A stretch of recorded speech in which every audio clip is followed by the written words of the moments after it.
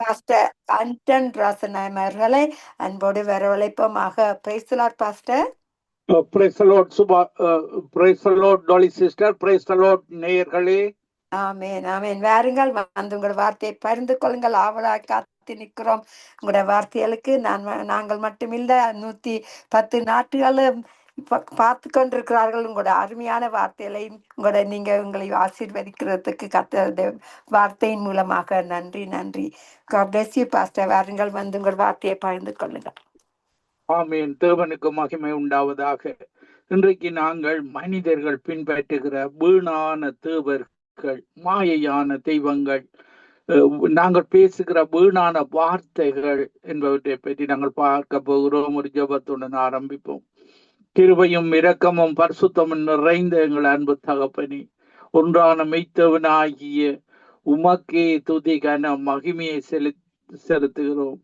ஆவியானவரே, இந்த நேரத்துல நீர் புறப்படும்படியாக தடைகளை நீக்கி போடுகிறவர் நீர். எங்களுக்கு முன்பாக சங்கம நித்திய வெளிச்சம் ரேடியோவுக்கு முன்பாக நீர் கடந்து செல்லும்படியாக எல்லா தடைகளை நீக்கி போடுகிறவர் நீர் ஒருவரே என்பதை இந்த உலகம் அறிந்து கொள்ள, ரட்சிக்கப்படுவதற்கு கொடுக்கப்பட்ட நாமம் ஆண்டவராகிய இயேசு கிறிஸ்துவுடைய நாமம் ஒன்றே என்பதை இந்த உலகம் அறிந்து கொள்ள நீர் கிருபை செய்வீராக. கேட்டுக்கொண்டிருக்கிற ஒவ்வொருவருக்கும் உணர்வுள்ள இருதயத்தை கொண்டும் கேட்கிற காதுகளை கொண்டும் ஆண்டவரே அவர்கள் மனம் திரும்ப நீர் உதவி செய்யும்படியாக உம்முடைய வார்த்தைகள் அவர்கள் இடைப்பட்டு மனம் திரும்புதலுக்கான ஞானத்தை, புத்தியை, அறிவை கொடுத்து வழி நடத்துவீராக. துதி கன மகிமை ஒன்றான மெய்த்தவனாகிய உமக்கை செலுத்தி ஆண்டவரின் ரட்சகருமாகிய இயேசு கிறிஸ்துவின் நாமத்தில் ஒவ்வொருவரையும் ஆசீர்வதித்து ஜெபிக்கிறேன். எங்களை எப்பொழுது நேசிக்கிற எங்கள் நல்ல பிதாவே, ஆமேன். நாங்கள் இன்றைக்கு 2 ராஜாக்கள் 17ஆம் அதிகாரம் 15வது வசனத்தில பார்க்கும் பொழுது, 2 ராஜாக்கள் 17ஆம் அதிகாரம் 15வது வசனத்தில அவருடைய கட்டளைகளையும் அவர் தங்கள் பிதாக்களோடு பண்ணின அவருடைய உடன்படிக்கையையும் அவர் தங்களுக்கு திட சாட்சியாய் காண்பித்து அவருடைய சாட்சிகளை வெறுத்து விட்டு வீணான விக்கிரகங்களை பின்பற்றி வீணராகி அவர்களை சுற்றிலும் இருக்கிறவர்களை போல செய்ய வேண்டாம் என்று கர்த்தர் தங்களுக்கு கட்டளையிட்டு விலக்கி இருந்த ஜாதிகளுக்கு பின் சென்றார்கள். பாருங்கள், இன்றைக்கு இந்த மத வழிபாடுகள் உள்ளவர்கள் அன்றைக்கு அந்த தேவனுடைய கட்டளைகளை விட்டு இப்படியான மத வழிபாடுகளை, விக்கிர ஆராதனைகளை செய்யும் பொழுது அது அந்த ஒன்றான மெய்த்தவனுக்கு கோபம் ஊட்டுகிறது, எரிச்சல் ஊட்டுகிறது என்பது என்று வேதாகமம் சொல்லுகிறது. 2 ராஜாக்கள் 17ஆம் அதிகாரம் 15வது வசனத்துல பாருங்கள், இந்த ஒன்றான மெய்த்தவரிடத்துல இந்த கடைசி காலத்துல எல்லாரும் மனம் திரும்ப வேண்டும், அவர்தான் மெய்த்தேவன் என்பதையும் எல்லாரும் அறிந்து கொள்ள வேண்டும் என்று தேவன் விரும்புகிறார்.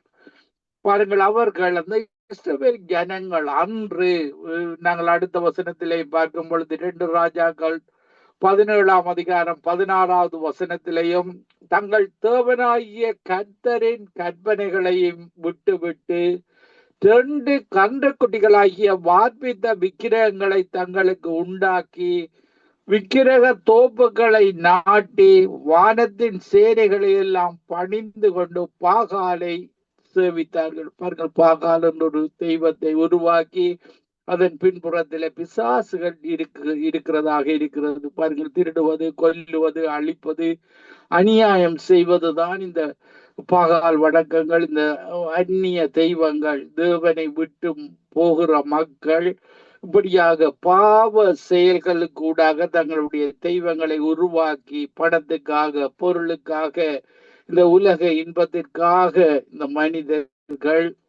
மனிதர்களை இழுத்து செல்வதுதான் பிசாசனுடைய கிரிகையாக இருக்கிறது. அவர்கள் மனிதர்கள் இழுத்து செல்வதோடு பாருங்கள், அவர்களுடைய பிள்ளைகளையும் கொலை செய்கிற தெய்வங்களாக இருக்கின்ற பலிகளாக அந்த தெய்வங்களுக்கு கொடுக்க வேண்டும். இன்றைக்கு இந்தியாவில் இப்படியான குடும்ப பிள்ளைகளை அந்த மதங்கள் பலியிடுவது ஒரு கவலைக்குரியதாக இருக்கிறது. 2 ராஜாக்கள் 17ஆம் அதிகாரம் 17வது வசனத்திலேயும் அவர்கள் தங்கள் குமாரரையும் தங்கள் குமாரத்திகளையும் தீக்கடக்க பண்ணி குறி கேட்டு நிமித்தங்கள் பார்த்து கர்த்தருக்கு கோபம் உண்டாக்க அவர் பார்வைக்கு பொல்லாப்பானதை செய்கிறதற்கு தங்களை விற்று போட்டார்கள். பிள்ளைகளையே பார்கள் இப்படி பலி கொடுக்கிறவர்களாக, தங்களையே விட்டு போட்டவர்களாக, பாவத்துக்கு விட்டு போட்டவர்களாக அன்றைக்கும் இஸ்ரவேல் ஜனங்கள் வாழ்ந்ததை நாங்கள் வேதாகமத்தில் பார்க்கக்கூடியதாக இருக்குது. இப்படியான காரியங்கள் தேவனுக்கு கோபம் ஊட்டுற காரியங்களாக பாருங்கள். உங்களை இப்படியாக செய்கிறவர்களை நரகத்துக்கு இழுத்து சென்று நித்திய நிந்தையில பிசாசு இழுத்து செல்கிறவனாக இருக்கிறான். பாருங்கள், நாங்கள் அடுத்த வசனத்திலே பார்க்கும் பொழுது, ஆகையால் கர்த்தர் இஸ்ரவேலின் மேல் மிகவும் கோபம் அடைந்து அவர்களை தம்முடைய முகத்தை விட்டு அகற்றினார். யூதா கோத்திரம் மீதியாயிற்று. இப்படியாக மனிதர்கள் செய்யும் பொழுது பாருங்கள், அவருடைய முகத்தை தேட வேண்டும்.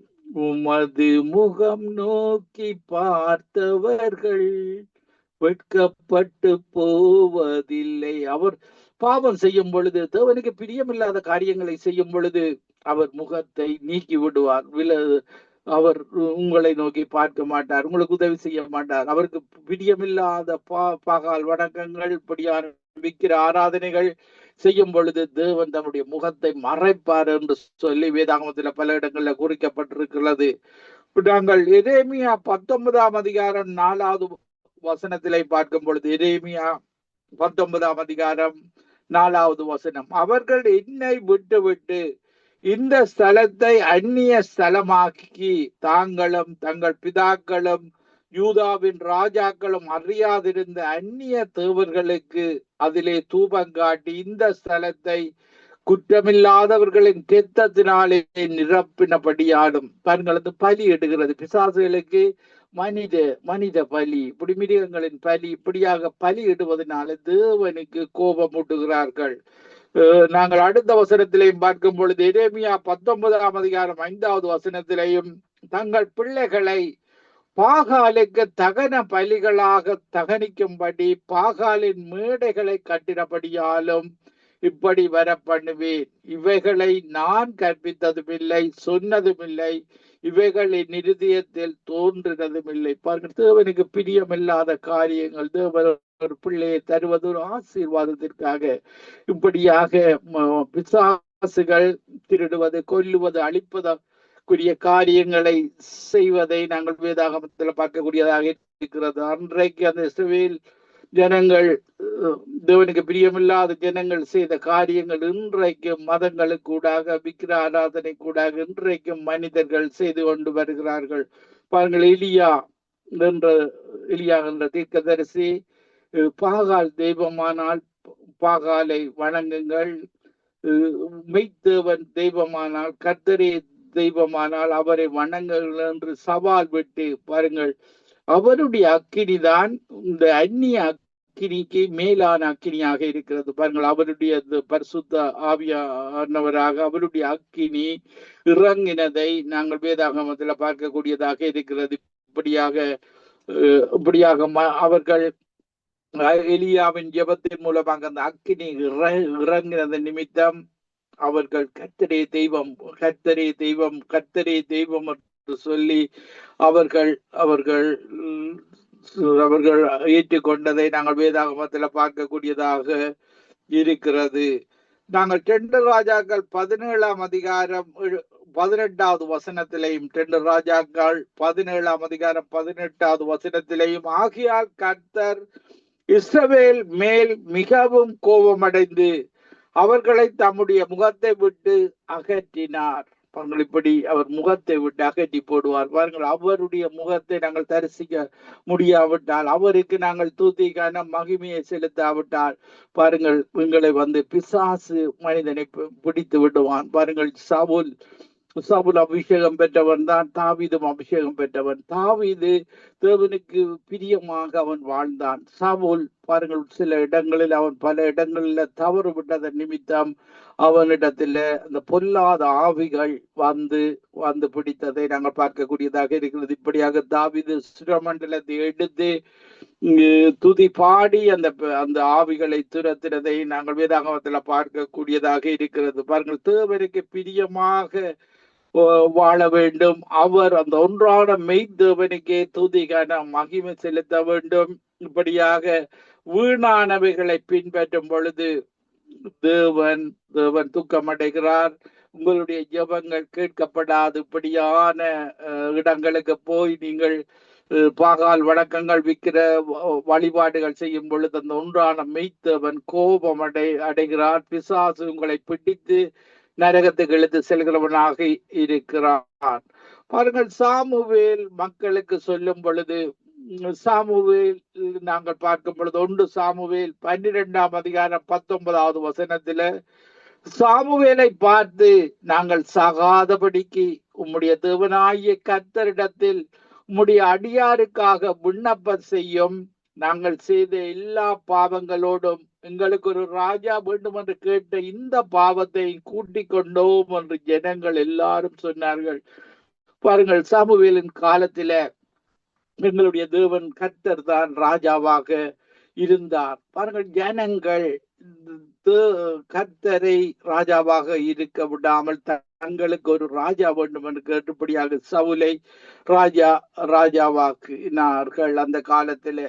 இப்படியாக நாங்கள் அடுத்த வசனத்திலே பார்க்கும் பொழுது 1 சாமுவேல் 12ஆம் அதிகாரம் 20வது வசனத்திலே, அப்பொழுது சாமுவேல் ஜனங்களை நோக்கி, பயப்படாதேயுங்கள், நீங்கள் இந்த பொல்லாப்பை எல்லாம் செய்தீர்கள், ஆகிலும் கர்த்தரை விட்டு பின்வாங்காமல் கர்த்தரை உங்கள் முழு இருதயத்தோடும் சேவியுங்கள். பாருங்கள், சில வேளைகளில் தவறுகள் செய்தாலும் கர்த்தர் மன்னிக்கிற தெய்வமாக இருக்கிறார், மன்னிக்கிற தேவனாக இருக்கிறார். முழு இருதயத்தோடும், முழு ஆத்மாவோடும், முழு பலத்தோடும், முழு சிந்தையோடும் அந்த ஒன்றான மெய்த்தேவனை நீங்கள் நேசிக்க வேண்டும். அதே போல நாங்கள் பிறரையும் நேசிக்க வேண்டும் என்று தேவனங்களுக்கு கற்றுத் தருகிறார்.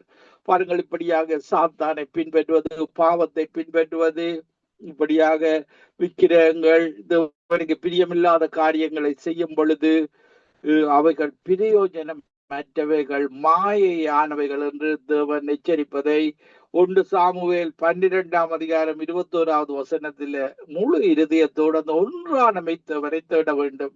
பாருங்கள், 1 சாமுவேல் 12:21 விலகி போகாதிருங்கள், மற்றபடி பிரயோஜனமற்றதும் ரட்சிக்க மாட்டாததுமாயிருக்கிற வீணானவைகளை பின்பற்றுவீர்கள், அவைகள் வீணானவைகளே.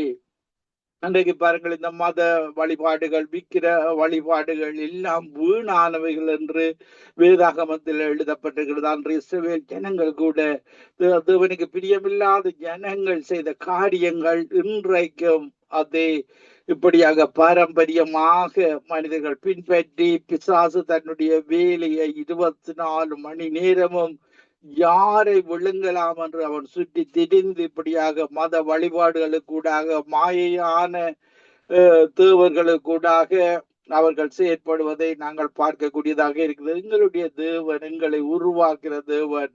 சங்கீதம் 94ஆம் அதிகாரம் 9வது வசனத்துல, காதை உண்டாக்கினவர் கேளாரோ, கண்ணை உருவாக்கினவர் காணாரோ.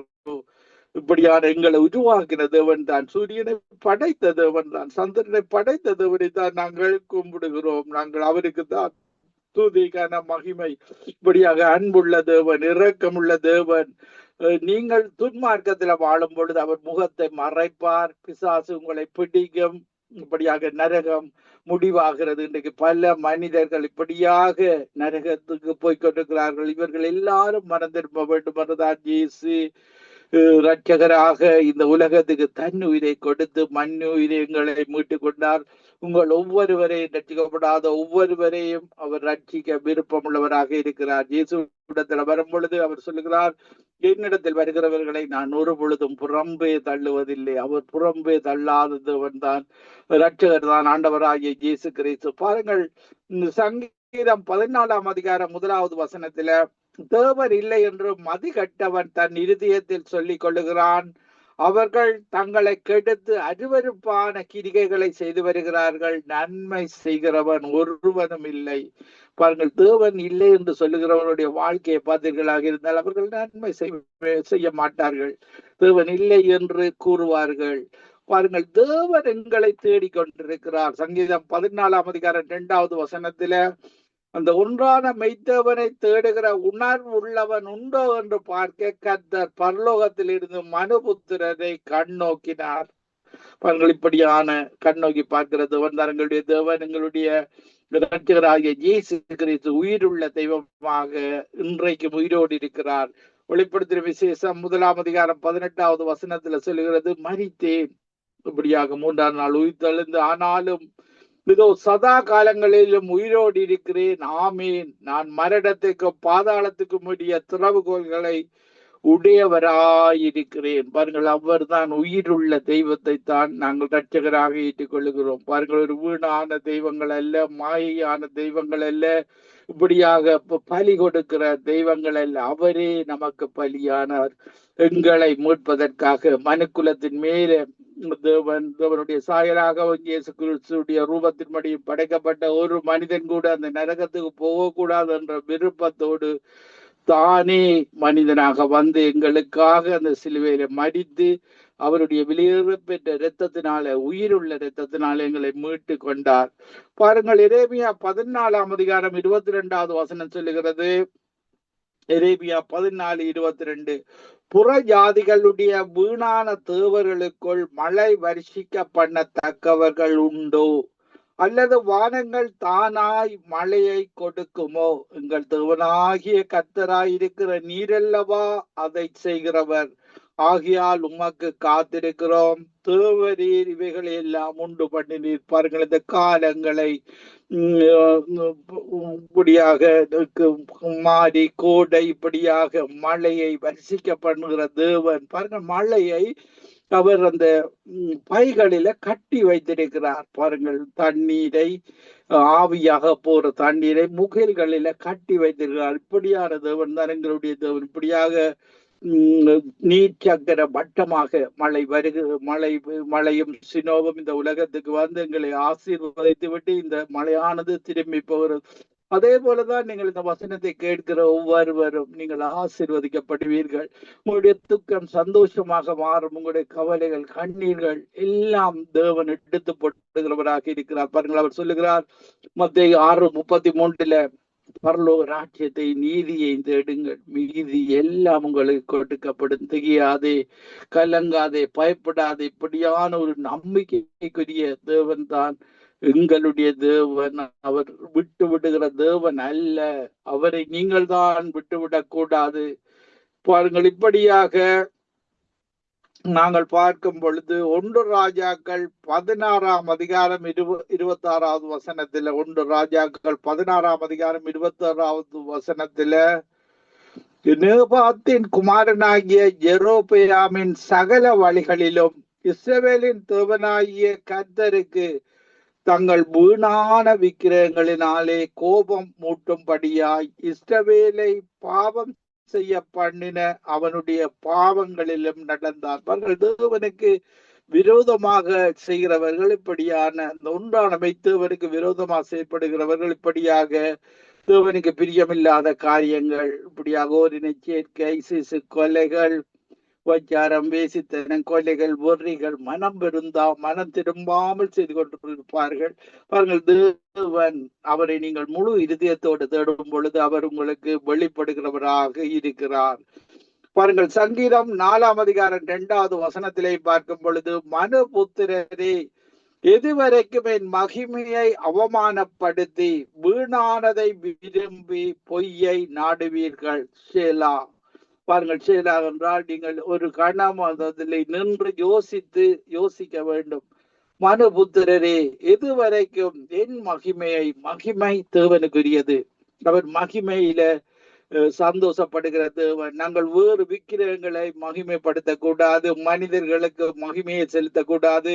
ஒன்றான மெய்த்தேவனுக்கு மகிமையையும் இயேசு கிறிஸ்துவுக்கு மகிமையை நாங்கள் செலுத்த வேண்டும். பரிசுத்த ஆவியானவர் எங்களுக்குள்ள வாசம் செய்து அவர் எங்களுக்கு கற்றுத் தருகிறார். இப்படித்தான் வாழ வேண்டும் என்று பாவத்தை குறித்து, நீதியை குறித்து, நியாய தீர்ப்பை குறித்து எங்களுக்கு கற்று தருகிறவராக இருக்கிறார்.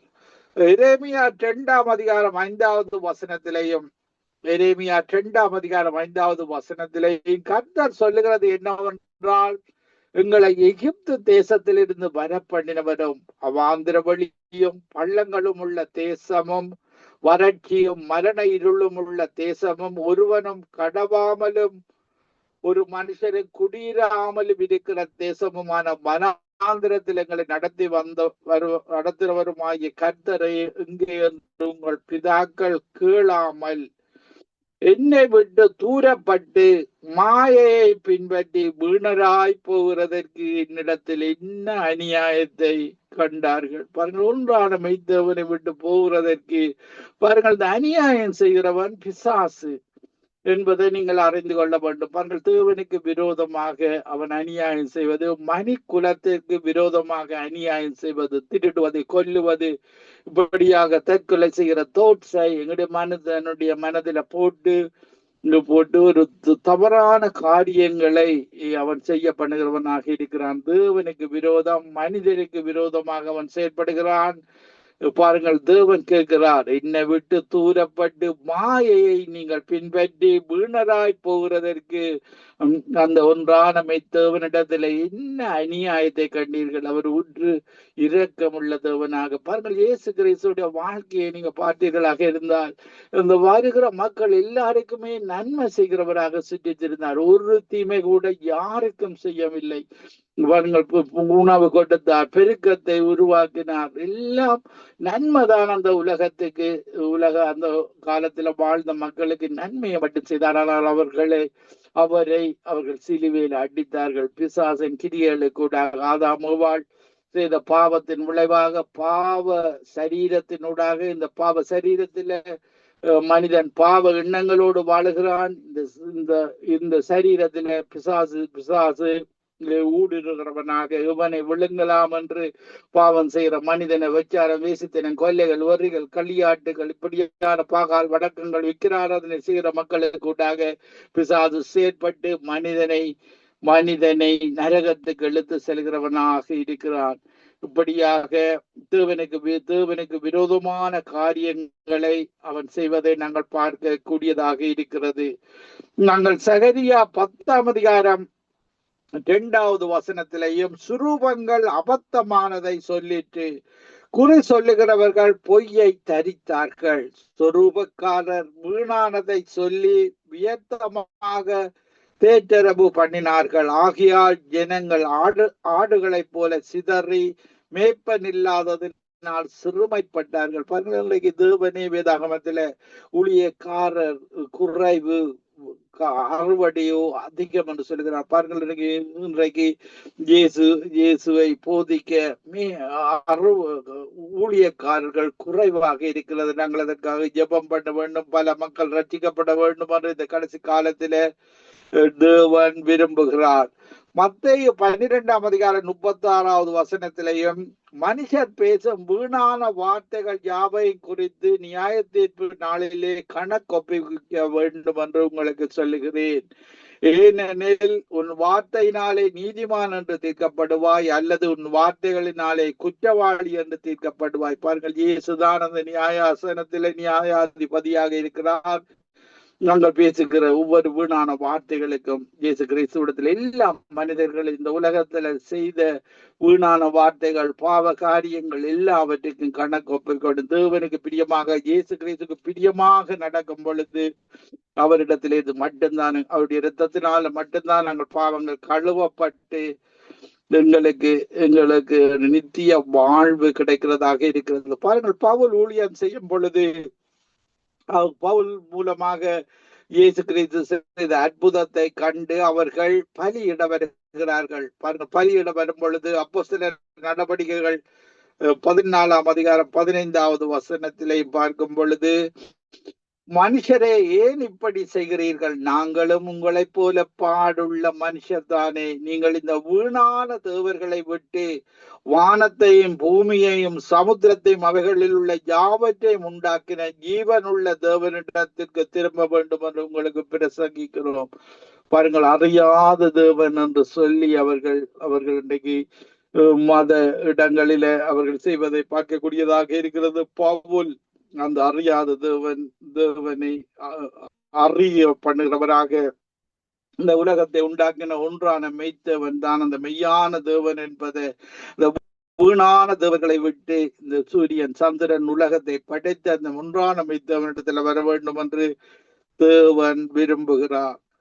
பாருங்கள், எலியா ஜெபம் பண்ணும் பொழுது பாருங்கள், அப்பொழுது நாங்கள் 1 ராஜாக்கள் 18ஆம் அதிகாரம் 38வது வசனத்திலேயும், அப்பொழுது கர்த்தரிடத்தில் இருந்து அக்கினி இறங்கி அந்த சர்வாங்க தகன பலியையும் விறகுகளையும் கற்களையும் மண்ணையும் பட்சித்தது, வாய்க்காலில் இருந்த தண்ணீரை நக்கி போட்டது. ஜனங்கள் எல்லாரும் இதை கண்டபோது முகங்குப்பர விழுந்து கர்த்தரே தெய்வம், கர்த்தரே தெய்வம், தெய்வம் என்றார்கள். பாருங்கள், இப்படியாக அவர்கள் கர்த்தரை அந்த ஒன்றான மெய்த்தேவனை கண்டு கொண்டார்கள்.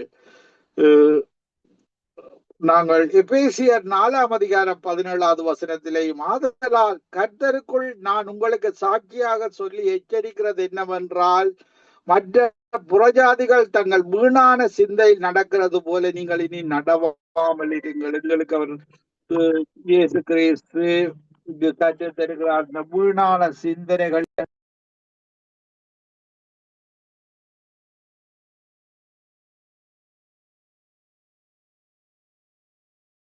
ஆவியானவரே நன்றி, பரிசுத்தரே நன்றி, மகிமைக்குரியவரே நன்றி, மாறாதவரே உமக்கு நன்றி.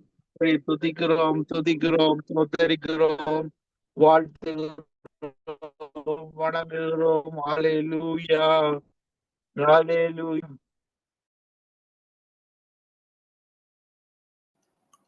தொடருங்கப்பா, தொடருங்கள்.